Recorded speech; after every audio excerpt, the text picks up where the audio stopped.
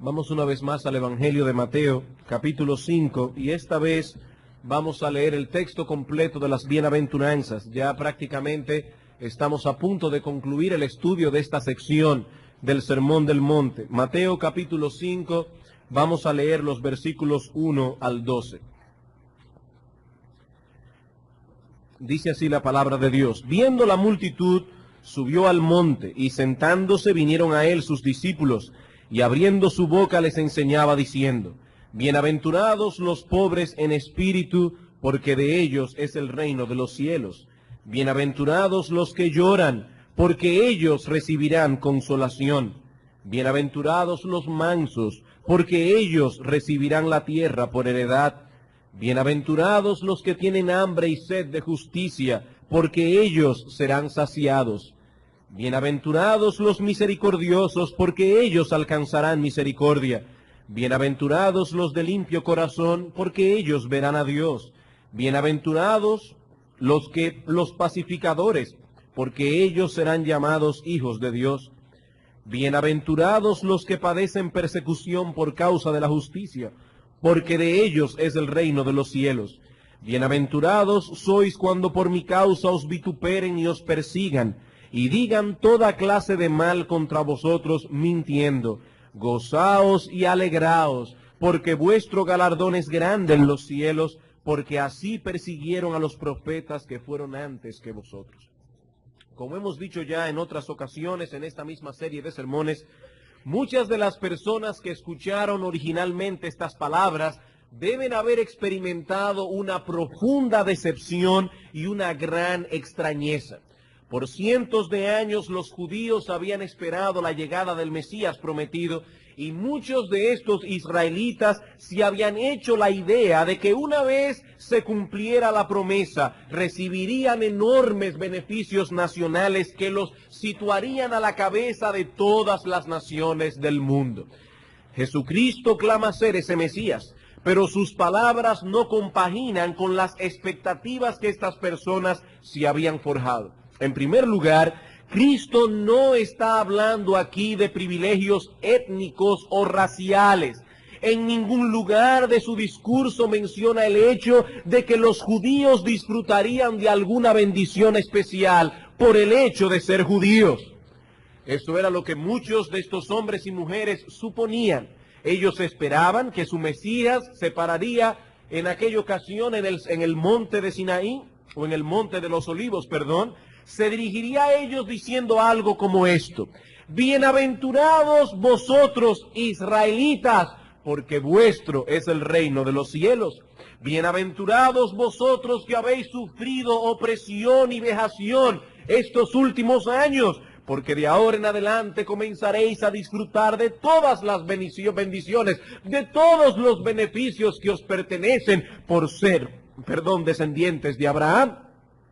Pero resulta que ese día escucharon algo muy distinto.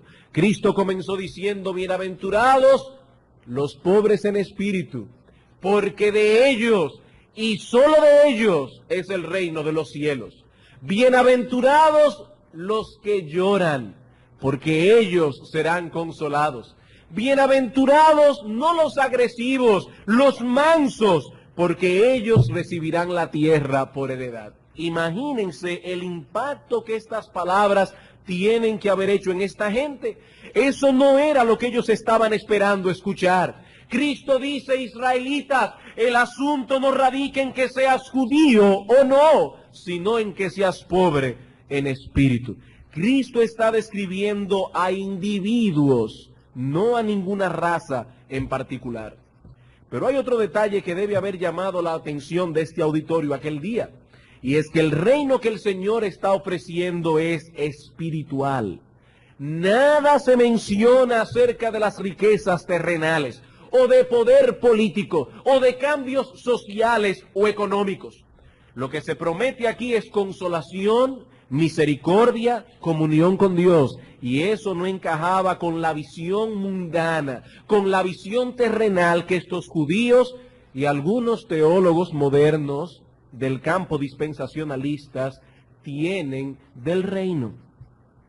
Ellos esperaban otro tipo de ofrecimiento, pero Cristo les hace ver en este discurso que la verdadera felicidad del hombre no radica en esas cosas que ellos soñaban disfrutar en ese reino imaginario que tenían en mente. No son las riquezas, dice Cristo, ni la pompa, ni el poder, ni la fama la que dan felicidad al hombre. Es el saber que nuestros pecados han sido perdonados, que hemos sido aceptados por Dios, que ahora disfrutamos poder tener comunión con Él.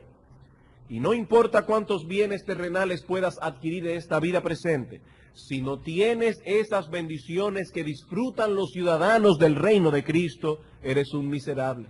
Eres un miserable. Como veíamos el domingo pasado, todo el brillo y esplendor de este mundo es pasajero. Y aquel que va tras esas cosas es un insensato. ¿Cómo puede ser feliz un hombre con una conciencia culpable? ¿Cómo puede ser feliz un hombre con un futuro incierto? La verdadera felicidad, dice David en el Salmo 32, solo la disfrutan aquellos cuyos pecados han sido perdonados y cuyas transgresiones han sido cubiertas. Esos hombres y mujeres han sido reconciliados con Dios, viven delante de Él y reciben todos los beneficios de su paternidad. Y son esos y no otros los beneficios que se obtienen en el reino de Cristo. En Romanos 14:17 el apóstol Pablo nos dice lo que es el reino de Dios. Dice él, el reino de Dios no es comida ni bebida. Escuchaba hace unos meses atrás de alguien que vino aquí al país, un predicador, a hablar acerca de cómo será la vida en el reino de los cielos. Y esa persona estaba sumamente preocupada con detalles profundos y teológicos, como por ejemplo si en el reino los cristianos vamos a comer, si en el reino los cristianos vamos a tener hambre, si vamos a dormir, si vamos a tener esto o aquello. El apóstol Pablo dice, el reino de Dios no es comida ni bebida, sino justicia, paz y gozo en el Espíritu Santo.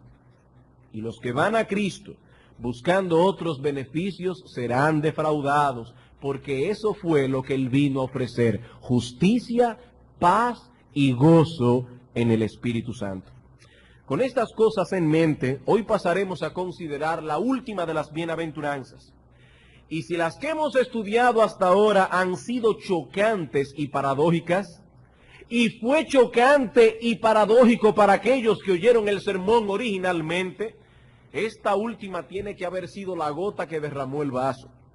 El Señor concluye esta sección del Sermón del Monte diciendo, versículo 10, bienaventurados los que padecen persecución por causa de la justicia, porque de ellos es el reino de los cielos.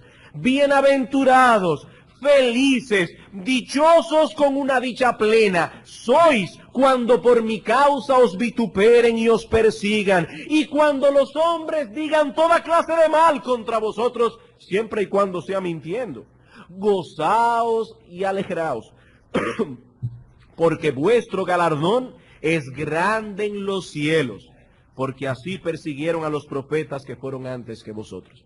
Y antes de pasar a estudiar esta bienaventuranza, quisiera hacer notar dos grandes diferencias entre esta última bienaventuranza y las anteriores. En primer lugar, noten que hermanos y amigos, que esta es la única bienaventuranza que el Señor expone y elabora. Las demás consisten en declaraciones llanas y sencillas. Bienaventurados los pobres en espíritu, de ellos es el reino de los cielos. Bienaventurados los que lloran, ellos recibirán consolación. Pero en este caso, Cristo elabora más extensamente en los versículos 11 y 12 lo que declara en el versículo 10. El Señor no quiere que ninguno de los suyos se forje esperanzas falsas.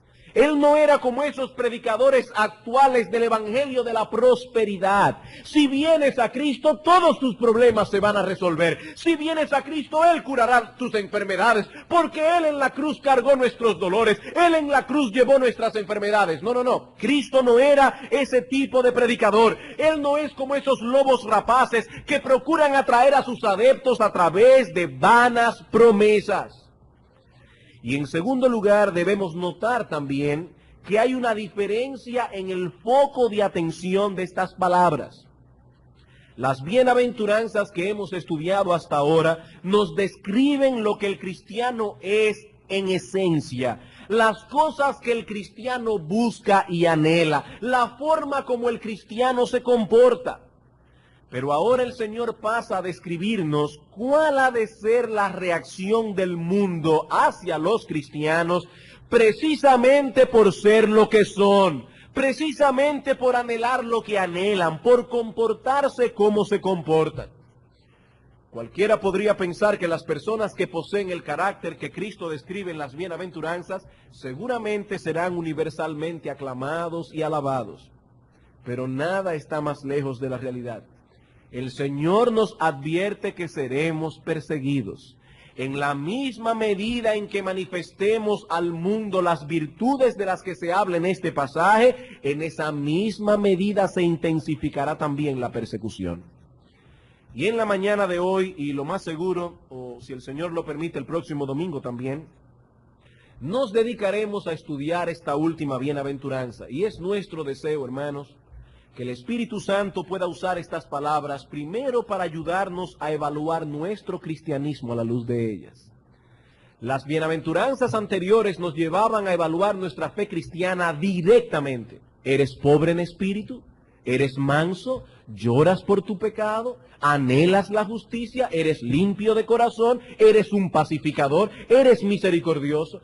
Pero esta bienaventuranza nos lleva a evaluar nuestra fe indirectamente. ¿Cómo reacciona el mundo ante nuestra forma de ser? ¿Cómo reacciona el mundo ante nuestro carácter? Pero también quisiera que el Espíritu Santo pueda usar estas palabras para consolarnos si por causa de nuestra fe estamos experimentando en carne propia lo que este pasaje enseña. Dividiremos nuestra enseñanza de hoy en dos partes. En primer lugar, veremos la realidad de la persecución en la vida del cristiano. Y en segundo lugar, la causa de esa persecución. Pasemos entonces a considerar nuestro primer encabezado, la realidad de la persecución en la vida del cristiano. Cristo nos está diciendo aquí que los verdaderos hijos de Dios siempre han sido y serán perseguidos por el mundo. Esa es básicamente la enseñanza de nuestro texto. Los verdaderos hijos de Dios siempre han sido y serán perseguidos por el mundo. El tiempo del verbo griego que el Señor usa en el versículo 10 puede ser traducido de la siguiente manera: bienaventurados los que han sido y siguen siendo perseguidos. Bienaventurados los que han sido y siguen siendo perseguidos. Y debo admitir que hay una paradoja aquí. Cuando miramos el carácter que Cristo describe en este pasaje, nos preguntamos, ¿por qué son perseguidos los cristianos? Si son mansos, si son limpios de corazón, si son incluso pacificadores, ¿por qué los persiguen? Suena paradójico, pero es así. Hermanos, amigos, es así. Basta con leer las páginas de las Escrituras y de la historia de la Iglesia para confirmar esta verdad. Fue la justicia de Abel lo que provocó el celo y el odio de Caín, hasta que finalmente Abel fue asesinado. Y él no fue el único mártir de la era antiguo testamentaria. El autor de los Hebreos en el capítulo 11 nos habla de aquellos santos que por ser santos y por causa de su fe experimentaron vituperios y azotes, prisiones y cárceles. Fueron apedreados, aserrados, puestos a prueba, muertos a filo de espada. Anduvieron de acá para allá cubiertos de pieles de ovejas y de cabras, pobres, angustiados, maltratados, de los cuales el mundo no era digno, errando por los desiertos, por los montes, por las cuevas y por las cavernas de la tierra. He aquí cómo vivieron los santos del Antiguo Testamento. Estos hombres y mujeres pagaron un precio por su fe. Y si seguimos leyendo las Escrituras, al llegar al Nuevo Testamento encontramos la misma historia. Casi todos los apóstoles murieron martirizados. Aunque ocupan un lugar muy alto en el reino de los cielos, sin embargo, como alguien ha dicho, se distinguieron más por sus sufrimientos que por sus honores. Escuchen, hermanos, lo que Pablo escribió acerca de los apóstoles en 1 Corintios capítulo 4, versículos 9 al 13. 1 Corintios capítulo 4, versículos 9 al 13.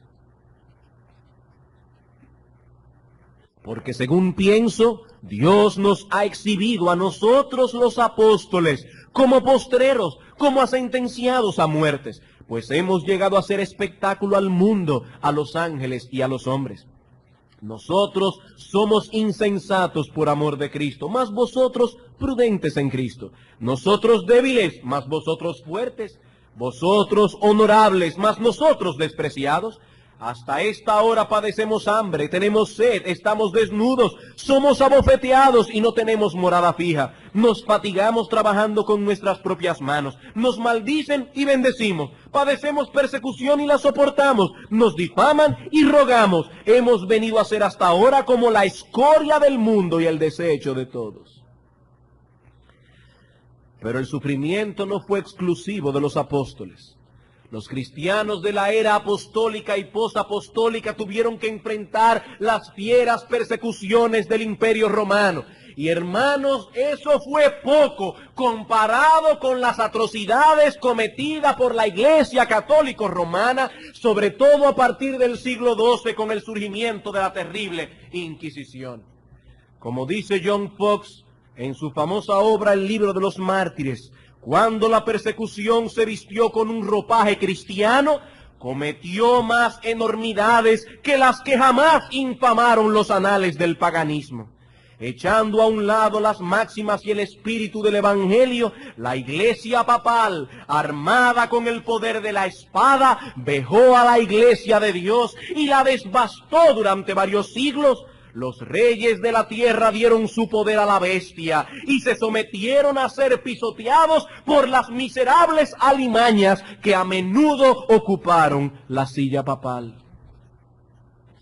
Comenzaron con los valdeses en Francia y de allí se extendieron a todo lugar donde el brazo de la Iglesia hubiese impuesto su dominio. Y es la misma historia que encontramos en Inglaterra en la época de los puritanos. Estos hombres tuvieron que pagar un precio muy alto por su empeño en mantener la pureza de la adoración en la iglesia, comenzando con Guillermo Tyndale, que fue quemado vivo en 1536 por órdenes del rey Enrique VIII. Y unos años más tarde este rey perverso sería sucedido por el trono o en el trono de Inglaterra por su hija María, la cual emprendió tal persecución contra los puritanos en su afán de volver a instaurar el catolicismo romano en Inglaterra, que la historia la recordaría como María la Sanguinaria. Y así podríamos seguir dando un ejemplo tras otro. No nos sería difícil demostrar lo que dijimos hace un momento, que los verdaderos hijos de Dios siempre han sido y serán personas perseguidas mientras vivan en este mundo.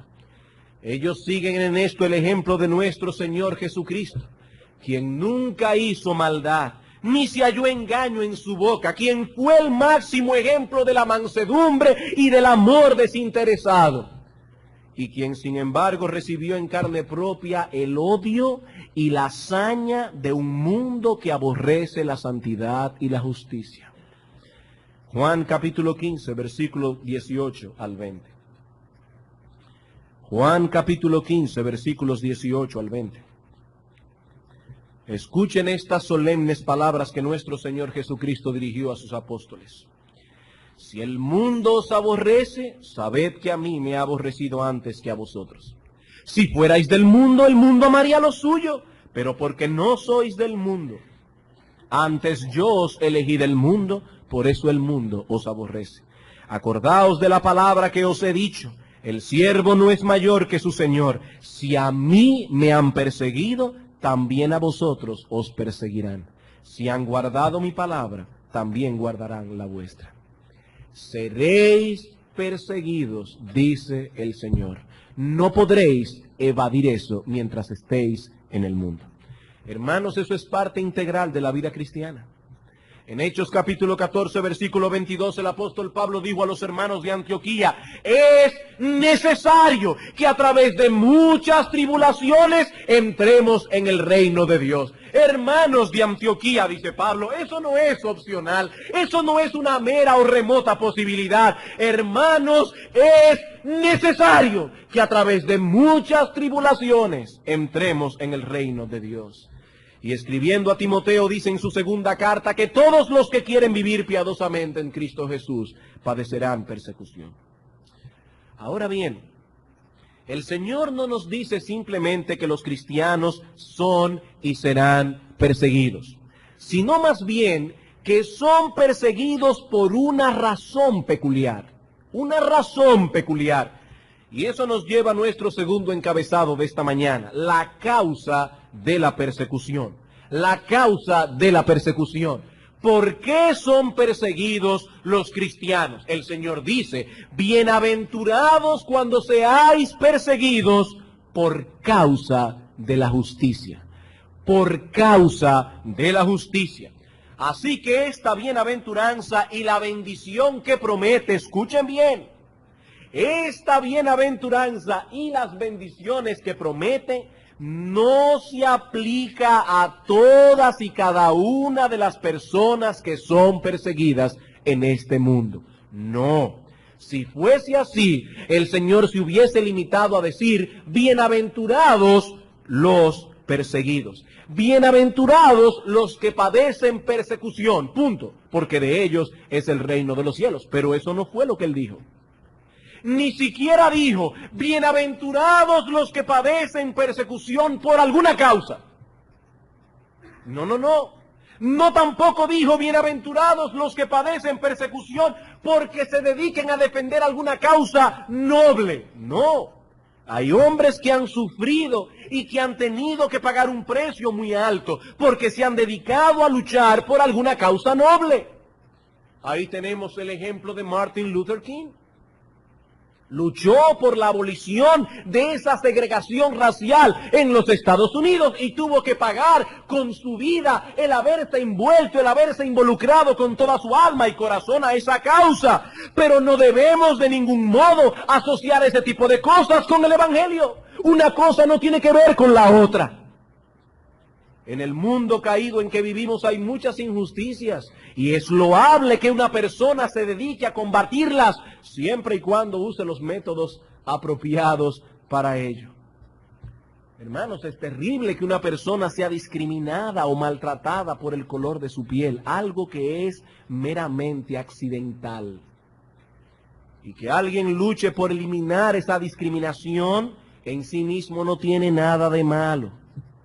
Pero lo que debe quedar claro es que no es de eso que el Señor está hablando aquí. No es de eso. A pesar de que Martin Luther King se decía ser creyente, eso solamente Dios lo sabrá. El esfuerzo que él hizo en los Estados Unidos de Norteamérica no tiene nada que ver con el Evangelio. Esa no es la tarea que Dios ha impuesto a los ministros del Evangelio. Tampoco se habla aquí de una persecución étnica. Por ejemplo, en ciertos lugares los latinos son menospreciados solamente por el hecho de ser latinos. Y lo que es más inentendible aún, es que aún dentro de nosotros mismos los latinos, nos sentimos que somos superiores a otros latinos, dentro de la misma América Latina.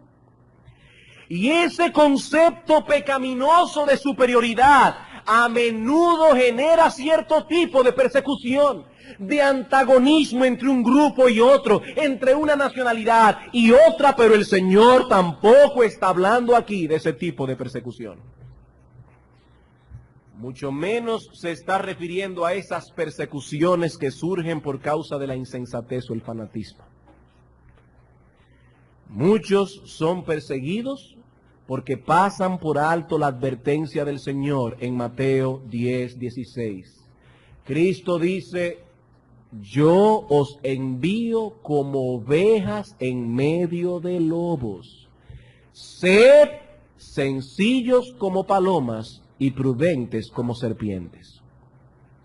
Cristo está diciendo, cristianos, ustedes tendrán que pasar por medio de un campo minado para llegar a la Canaán celestial. Miren bien dónde pisan.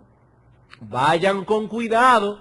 Sean prudentes como serpientes. Sean sencillos como palomas. Pero algunos cristianos o que profesan serlo no toman en cuenta estas advertencias y son imprudentes en el mundo. Y por causa de sus imprudencias, por causa de su fanatismo, son perseguidos. Me decía alguien el otro día que un familiar estaba al grito porque tenía una iglesia evangélica cerca y la bulla que esa gente hace es insoportable.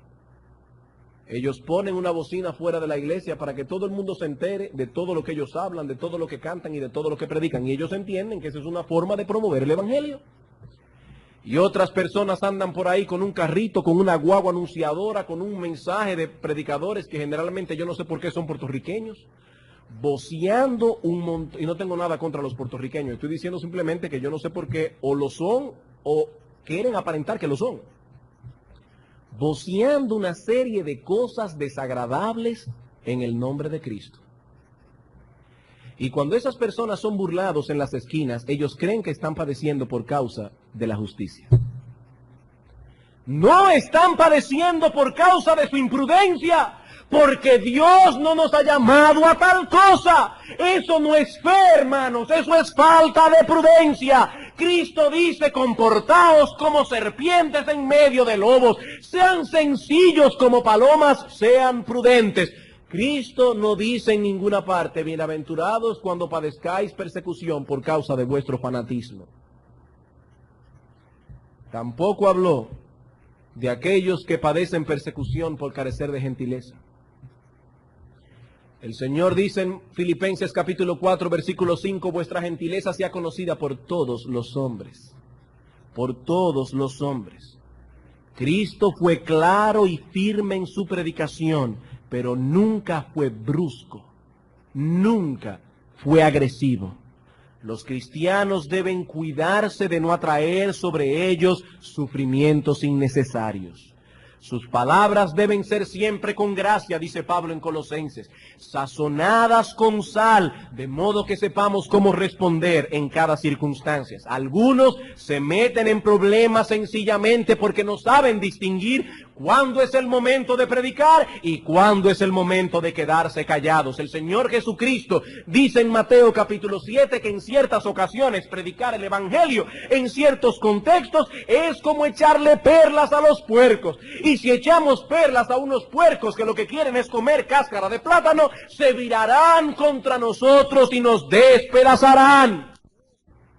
Por ejemplo, hermanos, si estamos en medio de un grupo de familiares inconversos, donde ya sabemos por experiencia que reina una animadversión por el evangelio, probablemente es mejor aguardar que el grupo se disuelva y predicar a cada uno individualmente que predicarle al grupo completo.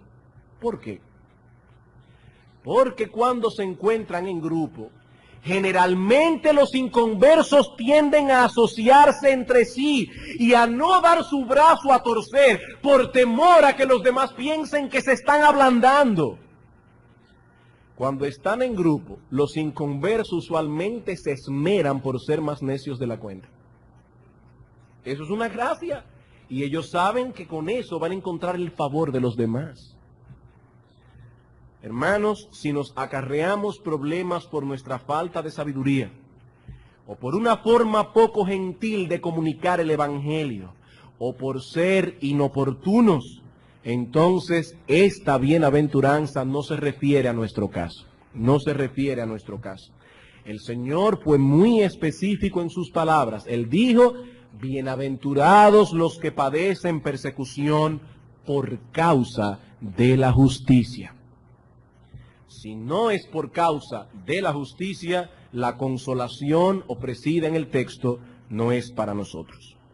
Comentando esta expresión, John Brown, un ministro del siglo pasado, escribió lo siguiente: la frase por causa de la justicia es equivalente a decir por causa de nuestra creencia y profesión de la verdad cristiana, así como también por causa del cumplimiento de nuestros deberes cristianos.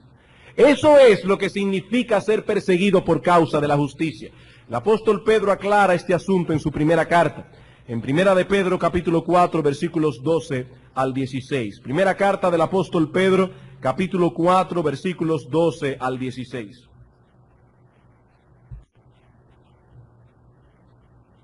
Dice el apóstol: amados, no os sorprendáis del fuego de prueba que os ha sobrevenido, como si alguna cosa extraña os aconteciese, sino gozaos por cuanto sois participantes de los padecimientos de Cristo, para que también en la revelación de su gloria os gocéis con gran alegría. Si sois vituperados por el nombre de Cristo, sois bienaventurados, porque el glorioso Espíritu de Dios reposa sobre vosotros. Versículo 16. Pero si alguno padece como cristiano, no se avergüence, sino glorifique a Dios por ello.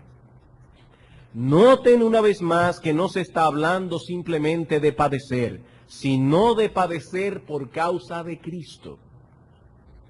De padecer como cristiano. Como decía Agustín de Hipona, lo que hace al mártir no es el castigo que sufre, sino la causa por la que sufre. No es el sufrimiento lo que hace un mártir, es la causa por la que sufre. Más adelante en el versículo 19 el apóstol Pedro habla de sufrir según la voluntad de Dios. Poniéndolo de otro modo, ser perseguido por causa de la justicia es equivalente, es lo mismo a ser perseguidos por parecernos a Cristo. Por parecernos a Cristo. Cristo es el modelo de una vida justa. El apóstol Juan le llama en su primera carta, en el capítulo 2, Jesucristo el justo. Vivir de acuerdo con la justicia es vivir la vida que Él vivió. Y el que vive como Él vivió será perseguido. ¿Por qué? Porque el mundo odia a Cristo. Y por tanto no es extraño que odie a todos aquellos que se parecen a Él. Eso fue lo que el Señor enseñó a los discípulos en el texto que leímos, Juan 15, 18. Si el mundo os aborrece, sabed que a mí me ha aborrecido antes que a vosotros. El siervo no puede ser mayor que su Señor. Si a mí me han perseguido, hermanos amados, a vosotros también os perseguirán. Los cristianos entonces son perseguidos sencillamente por esto, porque se parecen a Cristo, porque actúan como Él, porque viven para Él. Y en la misma medida que eso es una realidad en nosotros, en esa misma medida arrecia la persecución. Debo aclarar que esa persecución no tiene que ser física necesariamente. Puede asumir varias formas y puede variar en intensidad. Puede ir desde un rechazo, una burla, hasta la muerte. Pero lo que debemos saber es que esa persecución es contra nosotros porque somos justos, porque hacemos la voluntad de Dios, porque nos parecemos a Cristo. Hermanos, esto es realmente paradójico. ¿Saben una cosa? El mundo exalta la bondad y la nobleza natural del hombre. El mundo exalta la bondad. Y cuando se entera de algún gesto noble, lo alaba con entusiasmo. De hecho, hay premios que se han instituido para premiar a los hombres y mujeres de este mundo que se han dedicado a luchar por alguna causa noble. Ahí tenemos el Premio Nobel de la Paz y muchos otros premios. Sin embargo, el mundo persigue a los cristianos y los rechazan. ¿Por qué? ¿Por qué? Por tres razones básicas. Primero, porque la conducta de los cristianos los pone en evidencia. Porque la conducta de los cristianos los pone en evidencia. Eso fue lo que el Señor dijo en Juan capítulo 3, versículos 19 al 20. Juan capítulo 3, versículos 19 al 20. Dice el Señor: y esta es la condenación, que la luz vino al mundo, y los hombres amaron más las tinieblas que la luz, porque sus obras eran malas.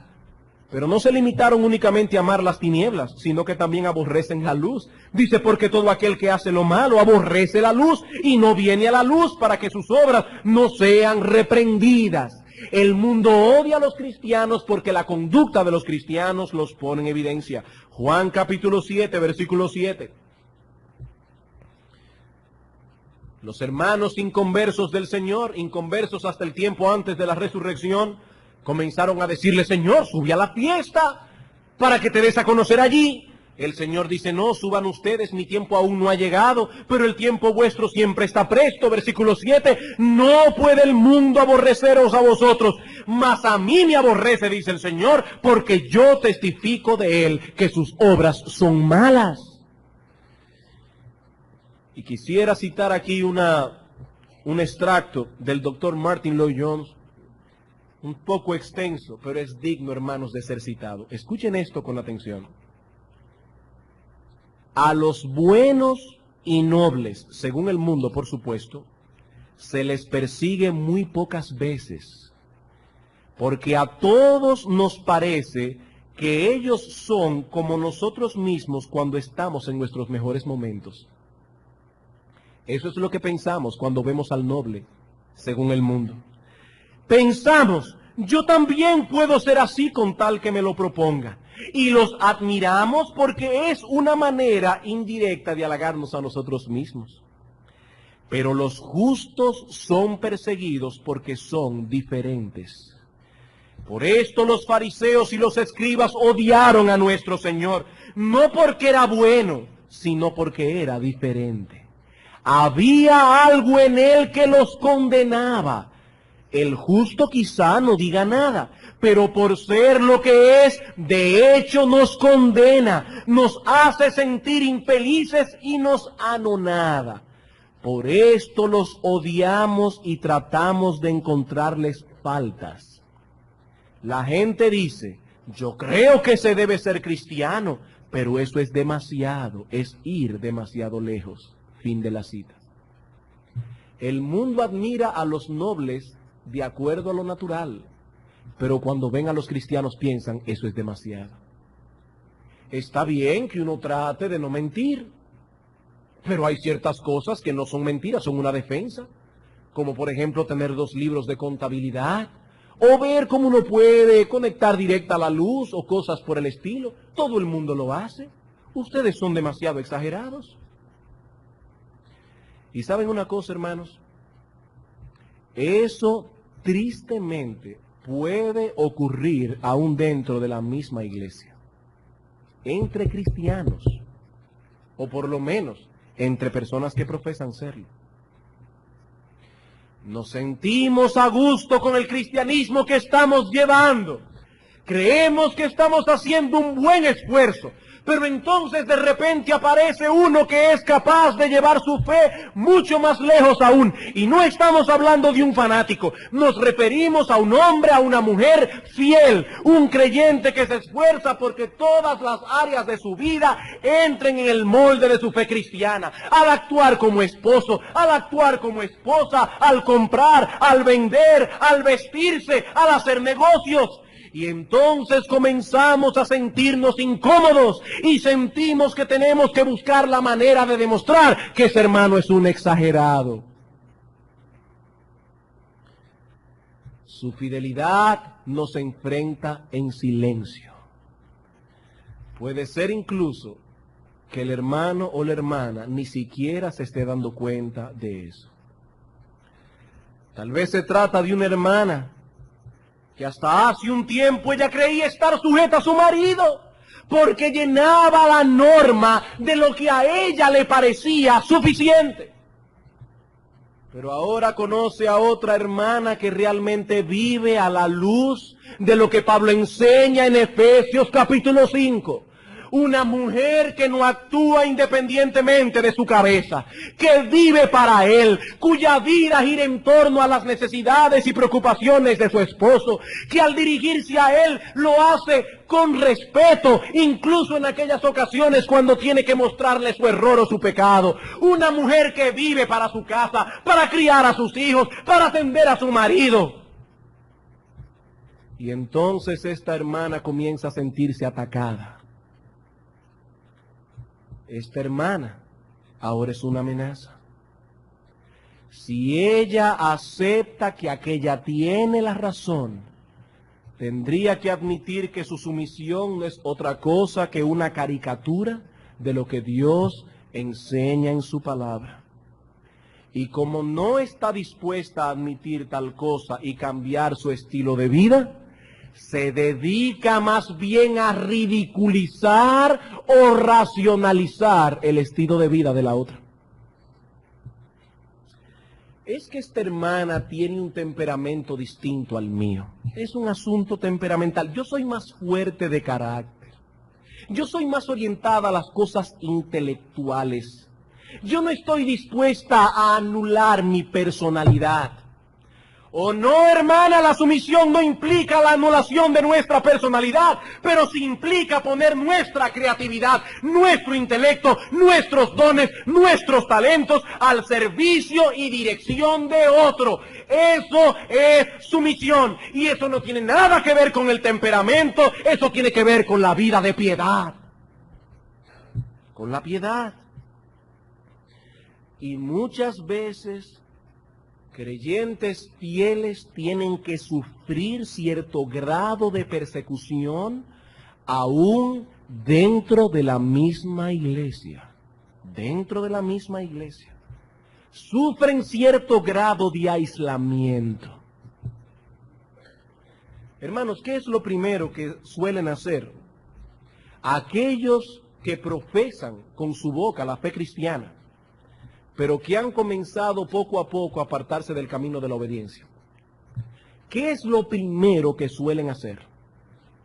Usualmente, lo primero que hacen es comenzar a criticar la iglesia. De inmediato comienzan a percibir faltas a diestra y a siniestra. Y todo eso les brinda una buena excusa para rebajar las normas de santidad enseñadas en la palabra de Dios. Ahora resulta que el problema es la iglesia. Ahora resulta que el problema son los hermanos fieles. Y si eso puede ocurrir en el seno de la iglesia, ¿cuánto más no ocurrirá en el mundo? ¿Cuánto más? Hermanos, el mundo odia a los cristianos porque el estilo de vida de ellos los expone. Los expone. Les hace ver que la supuesta bondad que ellos tienen no sirve para nada. Les hace ver que su supuesta decencia no sirve para nada. Como dice el apóstol Pedro en 1 de Pedro 4:4, a ellos les parece cosa extraña que vosotros no corráis con ellos en el mismo desenfreno de disolución, y por eso os ultrajan. Por eso. El mundo percibe que el estilo de vida de los cristianos es como una luz que ilumina sus faltas y las pone en evidencia, y por eso se molestan. Pero el mundo también se molesta, en segundo lugar, porque rechaza la visión absoluta que los cristianos tienen de la vida en lo que respecta al único medio de salvación y a nuestros juicios morales. Repito. El mundo se molesta con los cristianos porque rechazan la visión absoluta que ellos tienen de la vida, principalmente en lo que respecta al único medio de salvación y a nuestros juicios morales. En otras palabras, nos acusan de ser cortos de vista, de ser tontos, porque insistimos que hay valores que son absolutos, no negociables. No negociables. Si la salvación es por la fe, no puede ser por las obras. Y si la salvación no es por obras, tenemos que concluir que hay muchas iglesias que están predicando un evangelio falso. Y al decir esto, no estamos pecando de falta de misericordia, estamos llevando la verdad hasta sus últimas consecuencias. En Proverbios capítulo 3, versículo 3, dice Salomón: nunca se aparten de ti la misericordia y la verdad. átalas a tu cuello, escríbelas en la tabla de tu corazón. No sacrifiquemos la verdad en aras de la misericordia. Debemos vivir con ambas atadas al cuello, escritas en la tabla del corazón. Pero los impíos se molestan ante tanto dogmatismo. Nos dicen, como me decía una persona la semana pasada, que cada cual tiene derecho a tener su verdad. Tú crees en Cristo y aquel en Mahoma. Tú predicas la Biblia y aquel el Corán. ¿Pero acaso no pueden admitir que en ambos se encuentran la verdad? ¿Que ambos agradan a Dios con su fe? Por supuesto que no podemos admitir tal cosa. No podemos admitirlo. Si una cosa es verdad, la otra no puede serlo. No puede serlo. Sabemos que hay cosas que no son blancas ni negras, sino grises, es verdad. Pero existen verdades inamovibles, verdades que no pueden ser de otro modo. Y lo mismo podemos decir de nuestros juicios morales. Hay cosas que la Biblia llama pecado. Pecado. Y aunque nos consideren cerrados de mente, retrógrados, arcaicos, seguiremos condenando esas cosas y llamándole pecado hasta que Cristo vuelva. Hasta que Cristo vuelva, aunque el mundo diga lo que diga. Y bueno le sería a tales personas poner atención a la advertencia del profeta Isaías cuando escribió: ¡ay! ¡Ay de a lo que a lo malo dicen bueno y a lo bueno malo! Que dicen ahora que debemos respetar a los homosexuales porque cada cual tiene derecho a vivir su vida. Sí, yo también tengo derecho a que si yo salgo con mis hijos a la calle no vean a dos hombres haciendo lo que no deben hacer. Yo también tengo derecho. ¡Ay de aquellos que hacen de la luz tinieblas y de las tinieblas luz, que ponen lo amargo por dulce y lo dulce por amargo! ¡Ay de los sabios en sus propios ojos y de los que son prudentes delante de sí mismos! Dios dice una cosa, pero yo digo otra. ¿Saben qué es lo que el mundo dice en cambio? ¡Ay de a lo que a lo bueno llaman bueno y a lo malo llaman malo! Eso es lo que el mundo está diciendo. ¡Ay de aquellos que no se apartan ni a derecha ni a izquierda de esos juicios morales! Y por eso nos persiguen. Por eso nos persiguen. Pero en última instancia, hermanos, el mundo persigue a los cristianos porque son hijos del diablo. En última instancia, el mundo persigue a los cristianos porque son hijos del diablo. En el mundo hay solo dos paternidades. Usted que está aquí en esta mañana, o es hijo de Dios o es hijo del diablo. Hijo de Dios o hijo del diablo. En Apocalipsis capítulo 2, versículo 10, el Señor Jesucristo envía una carta a una iglesia que está a punto de sufrir una terrible persecución. Y el Señor quiere dar a estos hermanos una correcta perspectiva en medio del sufrimiento. Dice aquí: no temas en nada lo que vas a padecer. Oigan bien, vas a padecer, pero no temas. He aquí, el diablo echará a alguno de vosotros en la cárcel para que seáis probados. Y tendréis tribulación por 10 días. Sé fiel hasta la muerte y yo te daré la corona de la vida. Hermanos, Cristo no está diciendo aquí que el diablo se iba a hacer visible y iba a llegar a esta ciudad y se iba a llevar a los hermanos presos. El Señor está hablando aquí de que esos alguaciles que iban a perseguir a los cristianos e iban a ir a las casas a llevarse los presos, no eran más que emisarios de Satanás. A la larga, era el diablo quien los estaba echando en la cárcel. ¿Por qué? Porque nosotros no somos de su reino. Porque nosotros somos una amenaza para Él. Porque no somos del mundo. Si fuerais del mundo, dice el Señor, el mundo amaría lo suyo. Pero porque no sois del mundo, antes yo os elegí del mundo, por eso el mundo os aborrece. Y más adelante en la oración sacerdotal en Juan 17:14 el Señor añadió: yo les he dado tu palabra, Padre, y el mundo los aborreció. ¿Por qué? Porque no son del mundo, como tampoco yo soy del mundo. La única forma en que podemos evitar este antagonismo es amoldándonos al mundo. La única. Pero si hacemos eso, estaremos demostrando que no pertenecemos a Cristo. Gálatas, capítulo 4. Gálatas, capítulo 4, versículos 28 y 29. Así que, hermanos, nosotros somos como Isaac, hijos de la promesa. Pero como entonces, como veremos esta noche que vamos a estudiar esa historia, el que había nacido según la carne, Ismael, perseguía al que había nacido según el Espíritu, Isaac. Así también es ahora. Así también es ahora. Es por eso que en la generalidad de los casos, las persecuciones que el pueblo de Dios ha sufrido han venido envueltas en el ropaje de la religión. ¿Por qué? Porque se trata de un problema espiritual. Es la simiente de la serpiente contra la simiente de la mujer. Los hijos de Dios contra los hijos del diablo. Y esa enemistad nunca será anulada. Y Satanás es tan y tan astuto, que engaña a sus propios emisarios, haciéndoles creer que ellos están del lado de Dios. Les inculca un celo fanático e infernal, y entonces los mueve a perseguir al verdadero pueblo de Dios. Eso es lo que el Señor dice en Juan capítulo 16, versículos 1 al 3. Juan capítulo 16, versículos 1 al 3. Estas cosas os he hablado para que no tengáis tropiezo. Os expulsarán de las sinagogas, y aún viene la hora cuando cualquiera que os mate pensará que rinde un servicio a Dios. Pero harán esto no porque son cristianos sinceros y están equivocados, no, 1000 veces no. Harán esto porque no conocen al Padre ni a mí, porque están impulsados por el infierno.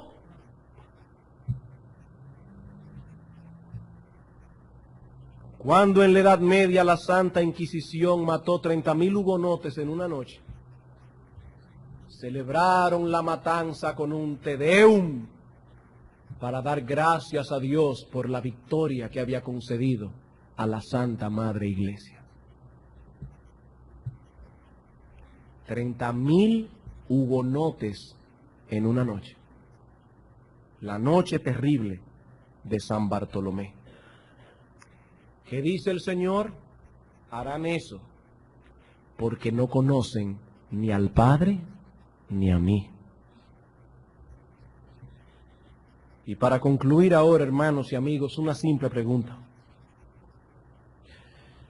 A la luz de todo esto que hemos visto en esta mañana, ¿eres tú un perseguido o un perseguidor? ¿Eres tú un perseguido o un perseguidor? ¿Has tenido que sufrir por causa de la justicia? Por manifestar en tu vida el carácter de Cristo. Por haberte mantenido firme en aquellos principios que conforman nuestra fe. O más bien has vivido hasta ahora oponiéndote a la verdad.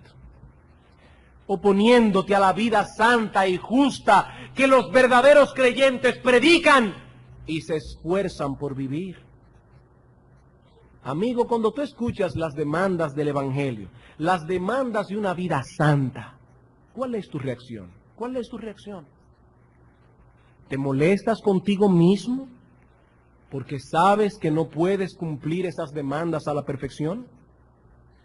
¿O más bien tratas de racionalizar tu pecado y de acallar la voz de tu conciencia diciéndote a ti mismo que esas cosas son una exageración, que estos evangélicos son muy exagerados, que estos pastores de iglesia bíblica se están yendo demasiado lejos, que nadie puede vivir a la luz de esas demandas? ¿Cuál es tu reacción, amigo mío? Porque dice la Escritura que cuando el cristiano recibe la luz del Evangelio, él desea, él se esfuerza, él sufre, porque quiere vivir a la luz de esas demandas.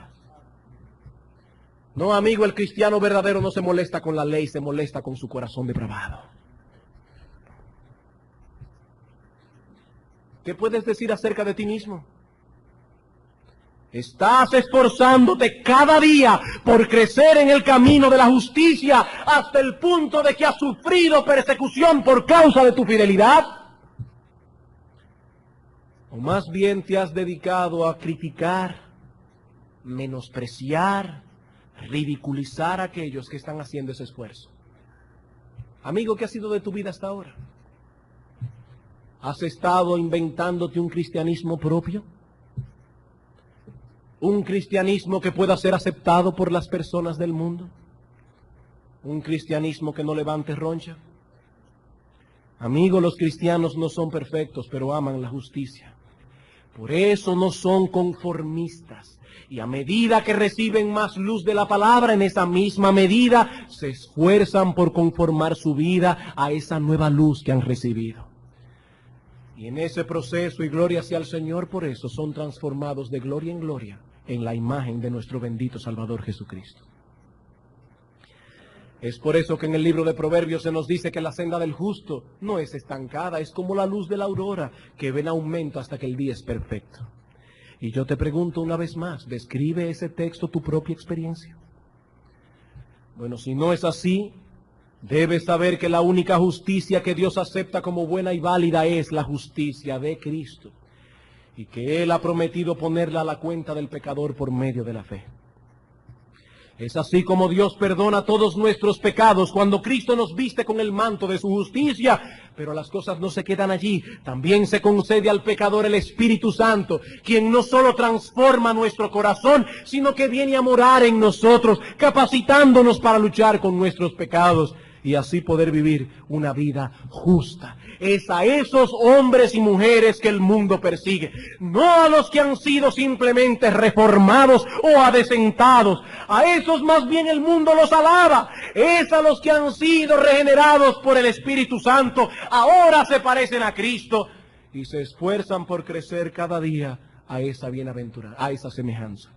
¿Qué dice el Señor? Bienaventurados los que padecen esa persecución, por esa causa. ¿Por qué? Porque de ellos, y solo de ellos, es el reino de los cielos. La semana próxima vamos a continuar estudiando esta bienaventuranza. Vamos a orar. Bendito seas tú, Jehová Dios Todopoderoso.